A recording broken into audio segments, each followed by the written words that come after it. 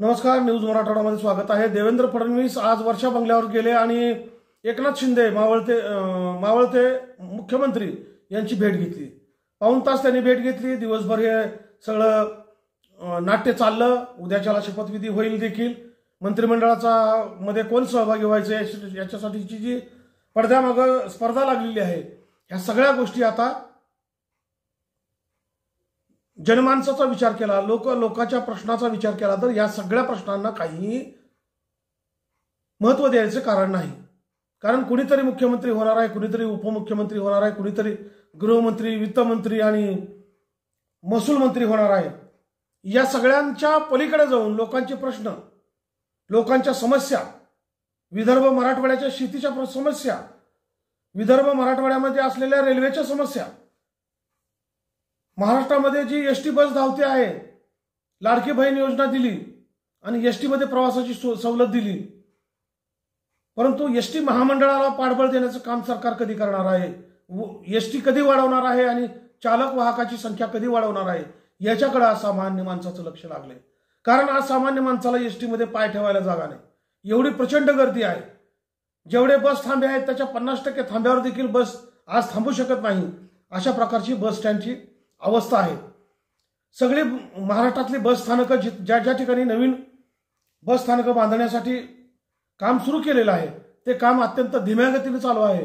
हे लवकरात लवकर पूर्ण करून हे नवीन बस स्थानक लवकरात लवकर सुरू झाली पाहिजेत आणि जास्तीत जास्त बस आणि कर्मचाऱ्यांची भरती झाली पाहिजे। हे जनतेच्या दररोजच्या जीवन मरणाचे प्रश्न आहेत।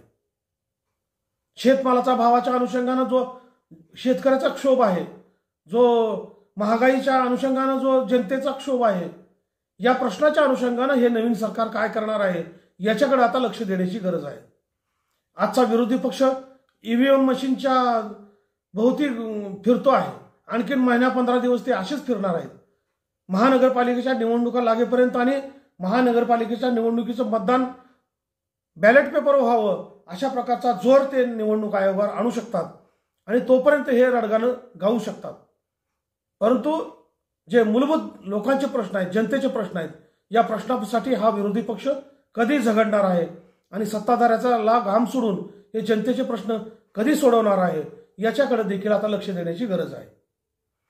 महाराष्ट्रामध्ये काही जिल्हे वाढवण्याची गरज आहे, काही तालुके वाढवण्याची गरज आहे, काही ठिकाणी महसूल कार्यालय अद्ययावत करण्याची गरज आहे।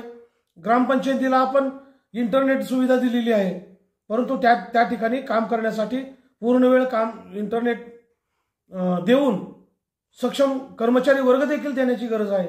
आज सगळ्याच सरकारी कर्मचाऱ्यांमध्ये, सरकारी ऑफिसेसमध्ये कर्मचाऱ्यांची अत्यंत कमतरता आहे। एक काम करण्यासाठी अक्षरशः लोकांना 15-15 दिवस थांबावं लागतं आहे, कारण कर्मचारी नसल्यामुळं। एका ठिकाणच्या कर्मचाऱ्याकडे दुसऱ्या ठिकाणचा प्रभारी चार्ज आहे, एका ठिकाणच्या अधिकाऱ्याकडे 3-3 जिल्ह्याचा चार्ज आहे, 4-4 जिल्ह्याचा चार्ज सांभाळणारे क्लास 1 अधिकारी देखील आपण बघतो आहोत दररोज। जिल्हा परिषद पंचायत समितीचे अनेक ठिकाणी कर्मचाऱ्यांचे नसल्यामुळे टेबल रिकामे आहेत। अनेक शाळांमध्ये शिक्षक नसल्यामुळे वर्ग मोकळे आहेत। एका शिक्षकाला 4-4 वर्ग शिकवावे लागत आहेत। असे मूलभूत खूप प्रश्न जनतेचे पडलेले आहेत। तुमचं मंत्रिमंडळ झालं काय आणि नाही काय, त्याच्यामुळे जनतेचे प्रश्न काही सुटायचे राहणार नाहीत। त्यामुळे लवकरात लवकर मंत्रिमंडळ करा आणि लवकरात लवकर जनतेच्या या प्रश्नाची सोडवणूक करण्यासाठी सत्ताधारी आणि विरोधी दोघांनी मिळून संघर्ष करावा आणि लोकांचं जीवन सुकर करावा अशा प्रकारची अपेक्षा या निमित्तानं आहे। नमस्कार।